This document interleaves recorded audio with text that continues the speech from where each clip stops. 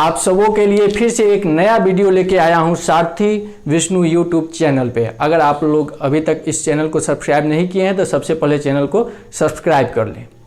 और इस वीडियो में हम लोग जानेंगे domain and range of trigonometric function. और ये एक ऐसा टॉपिक है जिसमें लगभग सभी स्टूडेंट को इसमें प्रॉब्लम होती ही है। तो लेकिन मुझे उम्मीद है कि इस वीडियो को देखने के बाद ट्रिगोनोमेट्रिक फंक्शन के डोमेन और रेंज में आप लोग को प्रॉब्लम नहीं होगी। तो सबसे पहले हम लोग जानेंगे डोमेन के बारे में। और डोमेन जानने के लिए हम लोग एक प्लेन में यूनिट सर्कल लेंगे।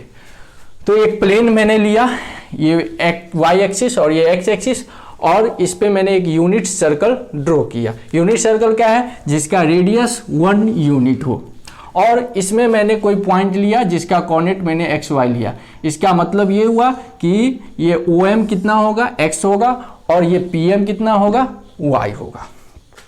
अब हम लोग जानते हैं किसी भी ट्रायंगल, हाँ एक बात आप यहाँ पे ये बोल सकते हैं कि आपने यूनिट सर्कल ही क्यों लिया? आप सर्कल को यहाँ पे रेडियस 1 से बड़ा भी ले सकते थे। तो मैंने यूनिट सर्कल इसके लिए लिया क्योंकि यहाँ यूनिट सर्कल में बताने में आसानी होगी। और अगर आप बड़ा सर्कल भी लेना चाहते हैं तो ले सकते हैं, और इससे स्मॉलर सर्कल भी, छोटा भी लेना चाहते हैं तो ले सकते हैं, क्योंकि trigonometric function does not depend upon the size of the triangle. Trigonometric function are same for same angle. उसको सिर्फ एंगल से मतलब है, उसको ट्रायंगल के साइज से मतलब नहीं है। इसी के लिए मैंने यूनिट सर्कल लिया। और यूनिट सर्कल लेने से क्या होगा, चलिए हम लोग देखते हैं। सबसे पहले हम लोग साइन थीटा। साइन थीटा क्या बताता है? साइन थीटा परपेंडिकुलर और हाइपोटेनस का रेशियो है किसी भी ट्रायंगल पे। तो यहाँ पे परपेंडिकुलर क्या है? पीएम है, और हाइपोटेनस क्या है? ओपी है। तो पीएम बाई ओपी, और पीएम मेरे पास वाई है और ओपी मेरे पास 1 है। वाई बाई 1, डिनोमिनेटर में 1 लिखना कोई जरूरी नहीं है, तो मैंने वाई ले लिया। और कॉस थीटा, कॉस थीटा क्या होता है? बेस बाय हाइपोटेनस, यानी बेस और हाइपोटेनस का रेशियो है। तो मैंने लिया बेस यहाँ पे ओएम, इस थीटा के लिए बेस ओएम और बाय ओपी हाइपोटेनस।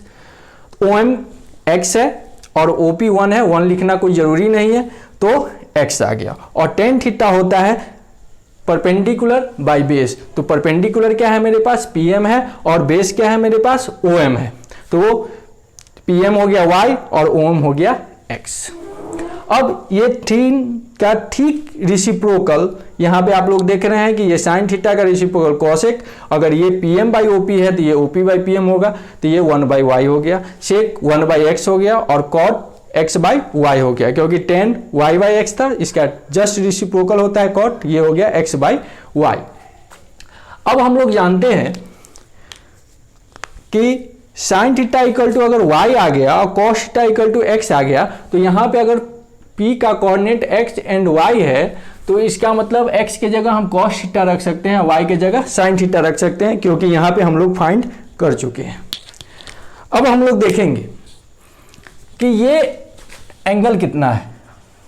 यहाँ तक अगर ये रे रोटेट करते करते, ये अगर कोई रे है, ये रोटेट करते करते यहाँ आ जाए तो यहाँ एंगल कितना बनेगा? यहाँ एंगल बनेगा 90 degree. 90 degree means pi by 2। यहाँ पे एंगल कितना बनेगा? पाई। और यहाँ पे एंगल कितना बनेगा? 3 पाई बाई 2। और यहाँ पे एंगल कितना बनेगा? 2 पाई। और फिर ये एक कंप्लीट रिवॉल्यूशन के बाद अगर अपने आप को रिपीट कर रहा है तो यहाँ पे आकर के हम लोग को कितना मिलेगा? तो 2 पाई प्लस पाई बाई 2, यानी ये हो जाएगा 5 पाई बाई 2। यहाँ पे कितना आ जाएगा? 3 पाई। यहाँ पे कितना आ जाएगा? 7 पाई बाई 2। यहाँ पे कितना आ जाएगा? 4 पाई। और इसी तरह ये घूमते रहेगा। यहाँ पे कितना आ जाएगा? फिर 9 पाई बाई 2। यहाँ पे कितना आ जाएगा? फिर रोटेट करते करते 5 पाई। और यहाँ पे कितना आ जाएगा? 11 पाई बाई 2। और ये रिपीट करते करते यहाँ पे कितना आ जाएगा? 6 पाई। यानी यहाँ पे मेरे पास आया 2 पाई, 4 पाई, 6 पाई। यहाँ पे क्या आया? Pi by 2, 5 pi by 2, 9 pi by 2। यहाँ पे क्या आया? पाई, 3 पाई, 5 पाई। यहाँ पे क्या आया मेरे पास? 3 pi by 2, 7 pi by 2, 11 pi by 2, और सो ऑन बढ़ते ही रहेगा। अब यहाँ पे देखिए इस पॉइंट का कोऑर्डिनेट क्या होगा, इस पॉइंट का कोऑर्डिनेट होगा 1 एंड 0, और यहाँ पे इस पॉइंट का कोऑर्डिनेट क्या होगा 0 1, और इस पॉइंट का कोऑर्डिनेट क्या होगा -1 और 0, और यहाँ इस पॉइंट का कोऑर्डिनेट क्या होगा 0 एंड 1। अब आप देख सकते हैं कि ये y जो है वो साइन थीटा को रिप्रेजेंट कर रहा है, और y का वैल्यू अगर ये रे अगर यहाँ पे रहे तो y का वैल्यू कितना हो जाएगा, y का वैल्यू 0 हो जाएगा। यानी जब एंगल 0 है तो y का वैल्यू 0 है, यानी उस सिचुएशन में साइन थीटा कितना होगा 0 होगा, क्योंकि y किसको रिप्रेजेंट कर रहा है, साइन थीटा को रिप्रेजेंट कर रहा है। तो यानी जब एंगल 0 तो साइन थीटा यहाँ पे 0। क्यों, क्योंकि यहाँ पे कोऑर्डिनेट y कोऑर्डिनेट कितना है 0, और y कोऑर्डिनेट किसको रिप्रेजेंट कर रहा है, साइन थीटा को रिप्रेजेंट कर रहा है। अब ये बढ़ते बढ़ते एंगल जब π/2 आएगा तो साइन थीटा यानी y कोऑर्डिनेट 1 बन गया और x कोऑर्डिनेट 0 बन गया। x कोऑर्डिनेट किसको रिप्रेजेंट कर रहा है, x कोऑर्डिनेट रिप्रेजेंट कर रहा है cos थीटा को, यहाँ आप देख सकते हैं।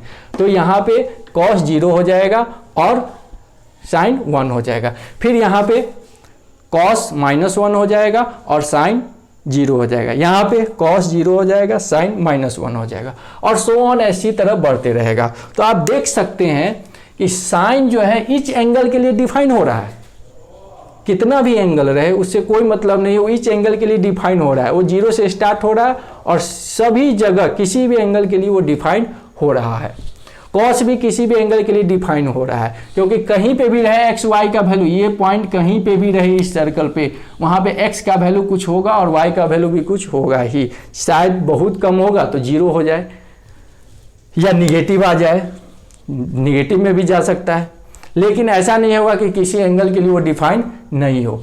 अब देखिए जहां पे साइन 0 है वो एंगल कितना हो रहा है, एंगल पाई हो रहा है, या एंगल यहाँ पे भी साइन 0 है तो 2 पाई हो रहा है, या एंगल 3 पाई हो रहा है, या एंगल 4 पाई हो रहा है, या एंगल 5 पाई हो रहा है, या एंगल 6 पाई हो रहा है। साइन यहाँ पे 0 है, आप देख सकते हैं वाई कोऑर्डिनेट यहाँ 0 है और यहाँ 0 है, यानी कहाँ कहाँ 0 हो रहा है, जहाँ पे पाई का मल्टीपल है, इंटीग्रल मल्टीपल, पाई, 2 पाई, 3 पाई, 4 पाई, 5 पाई, 6 पाई, और यहाँ पे वो 0 आते जा रहा है। यानी जहाँ जहाँ थीटा जो है पाई का इंटीग्रल मल्टीपल है वहाँ वहाँ साइन 0 आता है। तो when theta is an integral multiple of pi then sine theta equal to 0।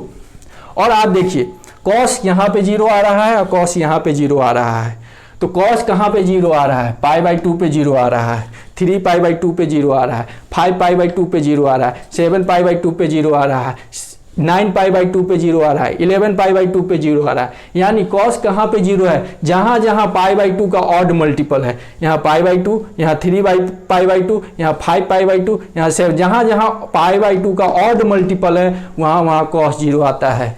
तो when theta is an odd multiple of π/2 then cos theta equal to 0। अब आप यहाँ पे देख सकते हैं कि ये तो बात फिक्स हो गई कि जहाँ पे साइन थीटा 0 है यानी वो थीटा इंटीग्रल मल्टीपल ऑफ पाई है, जहाँ पे कॉस थीटा 0 है यानी वो थीटा π/2 का ऑड मल्टीपल है।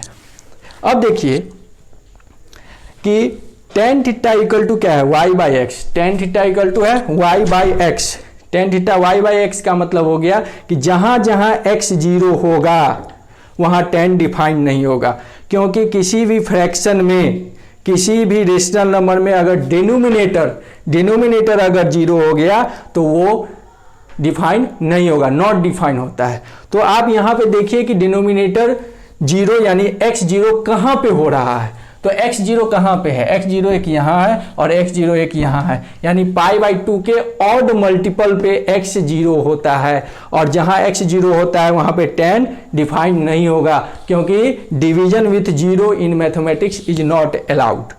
तो टेन थीटा जहाँ पे π/2 का ऑड मल्टीपल होगा थीटा वहाँ पे वो डिफाइन नहीं होगा। तो यहाँ पे लिखा हुआ है, और सेक में भी x से नीचे डिनोमिनेटर में वहां पे सेक भी डिफाइन नहीं होगा, यानी when theta is an odd multiple of π/2 then sec theta and tan theta are not defined. और देखिए कॉट क्या है x बाई वाई और कॉसेक क्या है 1 बाई वाई। यहाँ दोनों के डिनोमिनेटर में y है, यानी जहां जहां y 0 हो जाएगा वहां वहां